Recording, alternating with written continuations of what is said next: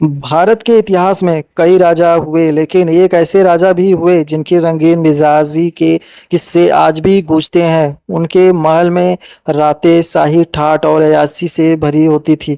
हर रात एक नया तमाशा, एक नया नियम और एक अनोखा तरीका। उनके शौक इतने बेढंगे थे कि लोग दांतों तले उंगली दबा लेते थे। यह कहानी उस राजा की है जिसने विलासिता की सारी हदें पार कर दी थी। उनके महल में प्रवेश के नियम ही अनोखे थे। कहा जाता है कि उनके खास महल में बिना कपड़ों के ही लोग आ सकते थे। यह नियम सुनकर लोग हैरान रह जाते थे।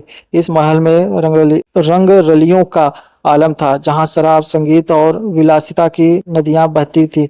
हर रात जलने वाली लालटेनें इस राजा की रंगीन जिंदगी का रहस्य खोलती थी। यह राजा कोई और नहीं बल्कि पटियाला रियासत के महाराजा भूपिंदर सिंह थे। 12 अक्टूबर 1891 को जन्मे भूपिंदर सिंह ने 1900 से 1938 तक 38 साल शासन किया। 9 साल की उम्र में गद्दी संभालने वाले इस राजा ने अपने विलासिता और रंगीन मिजाज से दुनिया में नाम कमाया। उनकी 365 रानियां और रखैल की कहानियां इतिहास के पन्नों में आज भी चर्चित हैं। महाराजा भूपिंदर सिंह की 365 रानियां थी, जिनमें 10 उनकी आधिकारिकता आधिकारिक पत्नियां थी। हर रात यह तय करने के लिए कि कौन सी रानी उनके साथ रात बिताएगी, एक अनोखा तरीका अपनाया जाता था। महल में 365 लालटेनें जलाई जाती थी। प्रत्येक पर एक रानी का नाम लिखा होता था।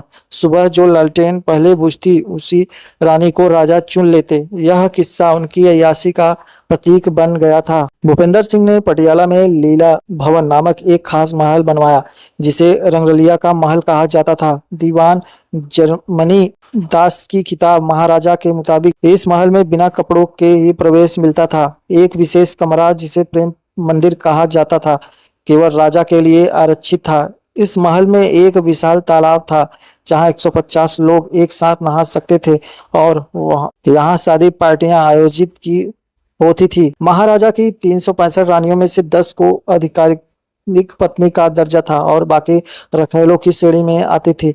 इतिहासकारों के मुताबिक इन रानियों से उन्हें 83 बच्चे हुए, जिनमें से 53 की अवश्य हुई। रानियों की सुंदरता और स्वास्थ्य के लिए विदेशी डॉक्टरों की एक टीम हमेशा मौजूद रहती थी।